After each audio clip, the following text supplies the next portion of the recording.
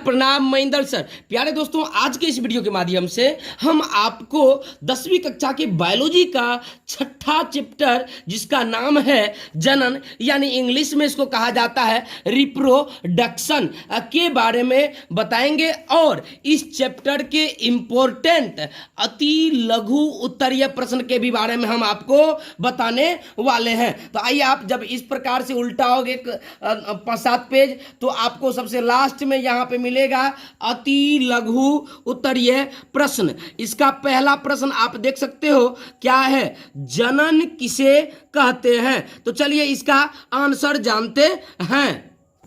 तो देखिए, जनन के बारे में हमने लिखा है, जनन को इंग्लिश में रिप्रोडक्शन कहा जाता है, REPRODUCTION।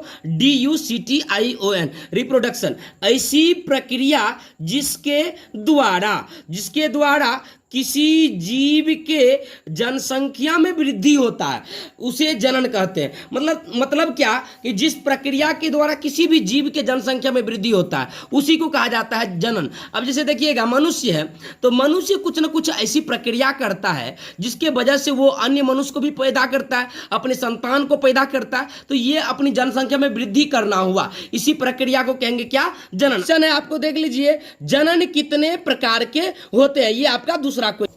तो देखिए, 2 नंबर का आंसर हमने लिखा है, जनन मुख्य 2 प्रकार के होते हैं। यानी क्वेश्चन ने पूछ रहा था जनन कितने प्रकार के होते हैं, तो हमने लिखा जनन मुख्य 2 प्रकार के होते हैं। यदि आपको जानना है कि कौन कौन सब होता है, तो एक होता है लैंगिक जनन, जिसको इंग्लिश में बोलते हैं सेक्सुअल रिप्रोडक्शन, और दूसरा होता है अलैंगिक जनन, जिसको बोलते हैं एसेक्सुअल रिप्रोडक्शन। यानी जनन मुख्य 2 प्रकार का हो गया, एगो हो गया लैंगिक और एगो हो गया अलैंगिक। तो आप तीसरा क्वेश्चन देख रहे हो, अलैंगिक जनन की मुख्य 2 विधियों के नाम लिखे। और तो देखिए, अलैंगिक जनन की 2 विधि कह रहा था, तो एगो हो गया विखंडन, एगो हो गया मुकुलन। चौथा क्वेश्चन आप देखिए, 2 पादपों के नाम लिखे जिनमें कायिक प्रबंधन होता है। यानी कायिक प्रबंधन जिन जिन पौधा में होता है उसका नाम लिखना है, लेकिन यहाँ पे कह रहा है कि सिर्फ 2 पौधा लिखने के लिए। तो आइए लिखते हैं। दोस्तों आप देख लीजिए, अंगूर हुआ, गुलाब हुआ, आपको आलू हुआ, इस सब में क्या होता है? कायिक प्रबंधन होता है। तो 2 पौधा का नाम लिखना है आपको, एगो अंगूर लिख देना, एगो गुलाब लिख देना, और लिखने का होगा तो आलू सब लिख देना आप। 5 नंबर का क्वेश्चन आप देख रहे हो, किसी एक पौधे का नाम लिखें। मतलब सिर्फ एक पौधा का आपको नाम लिखना है, ध्यान में रखिएगा, जिसमें पत्तियों के द्वारा कायिक प्रबंधन होता है। मतलब पत्तियों के द्वारा, समझते हैं, मतलब पत्ते से जो है ना वृक्ष हो जाता है, ऐसा आपको पौधा का नाम लिखना है, जिस पौधा में जो है ना पत्ता ही वृक्ष का रूप ले लेता है। आइए जानते हैं इसका। देखिए, ब्रायोफिलम और नागफनी एक ऐसा पौधा है जिसमें पत्तियों के द्वारा ही जो है ना मतलब वृक्ष का निर्माण हो जाता है। यानी इसमें जो है ना पत्ती के द्वारा कायिक प्रबंधन की क्रिया होती है। तो आप याद रखिएगा, ब्रायोफिलम और नागफनी। तो सिर्फ एक का नाम लिखने के लिए तो या तो आप ब्रायोफिलम लिख देना या तो नागफनी लिख देना।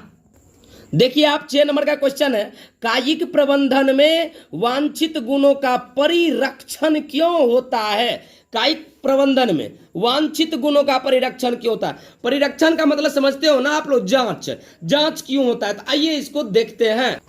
देख लीजिए, हमने लिखा है इसका, कायिक प्रबंधन से प्राप्त सभी पौधे आनुवांशिक गुणों में जनक पौधों के समान होता है। यानी कायिक प्रबंधन के द्वारा जो भी पौधा प्राप्त होता है वो उसका आनुवांशिक गुण जो है ना जनक पौधा, मतलब समझते हैं ना, जिस पौधा से उस पौधा को प्राप्त किया गया है उसके समान होता है। इसलिए कायिक प्रबंधन में वांछित गुणों का परिरक्षण होता है। यानी पौधा यदि आम का है तो वो कौन सा आम है? मान लीजिए मालदह का आम है, तो उसका जो कायिक प्रबंधन कर करके और दूसरा जो आप पौधा बनाइएगा, जिसको आजकल बोला जाता है कन्ना, वो जो बनाइएगा तो वो भी तो मालदह का ही ना होना चाहिए। अब वहाँ पे सड़ी हो जाएगा तो दिक्कत है। गुणों की परिरक्षण करना अति आवश्यक है। 7 नंबर का क्वेश्चन आप देख रहे हो, डीएनए प्रतिकृति का जनन में क्या महत्व है? डीएनए प्रतिकृति का जनन में क्या महत्व है? आइए, डीएनए का फुल फॉर्म आप लोग जानते होंगे, डीऑक्सी राइबो न्यूक्लिक एसिड। ये डीएनए क्या होता है? आनुवांशिक गुणों का वाहक होता है। आइए इसके बारे में जानते। देख लीजिए आंसर में हमने लिखा है मौलिक गुणों के स्थानांतरण के लिए। मौलिक गुण समझते हैं ना, किसी भी पौधा हो या कोई भी जीव हो तो उसका जो मौलिक गुण होता है, मतलब मेन गुण जो होता है, उसके स्थानांतरण के लिए डीएनए की प्रतिकृति बनना आवश्यक है, जिससे जनक और संतान के गुण समान हो सके। डीएनए यदि ट्रांसफर नहीं होगा ना, डीएनए यानी डीएनए के ही द्वारा जो है ना किसी भी जीव का मौलिक गुण जो है ना उसके संतान में जाता है। यानी डीएनए क्या करता है, जनक मतलब होता है पिता और बच्चे दोनों के गुण में समानता लाने का प्रयास करता है। 8 नंबर का क्वेश्चन आप देख रहे हो यहाँ पे, जीवों में होने वाली विभिन्नता का क्या लाभ है। जीवों में होने वाली विभिन्नता, अब जीव में जो विभिन्नता होती है, अलग अलग जो गुणे होती है, वे विभिन्नता का क्या लाभ है, आइए इसको देखते। तो आप 8 नंबर का आंसर देख रहे हैं, जीवों में होने वाली विभिन्नता से नए जीव वातावरण में होने वाले परिवर्तन में भी खुद को जीवित रख पाते हैं। अब देखिए जीवों में होने वाली विभिन्नता से फायदा क्या जानते हैं, अब नया नया जो जीव होता है, देखिए वातावरण में यानी वायुमंडल में परिवर्तन तो होता ही रहता है। आज गर्मी है फिर ठंडी होगी, समय समय पे ये वायुमंडल की वातावरण चेंज होती रहती है। तो उसमें अब जो है ना, अब मान लीजिए किसी जीव को सिर्फ ठंडी में ही रहना पसंद है तो गर्मी में कैसे रहेगा, तो यानी उसमें विभिन्नता आना बहुत जरूरी है ताकि वो दूसरे भी सीजन में अपने आप को जीवित रख सके। 9 नंबर का क्वेश्चन देखिए, कह रहा है पुंकेसर के भागों के नाम लिखे। यानी आपको पुंकेसर के भाग का नाम लिखना है। आइए देखते हैं पुंकेसर का भाग कौन कौन है।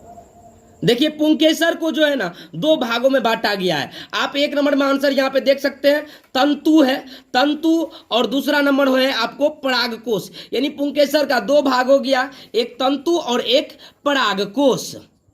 देखिए यहाँ पे क्वेश्चन है 10 नंबर में, अंडाशय के अंदर क्या पाए जाते हैं। तो अंडाशय के अंदर, ये देखिए वीवीआई क्वेश्चन है, अंडाशय के अंदर क्या पाए जाते हैं। तो आइए देखते हैं इसका आंसर क्या पाया जाता है।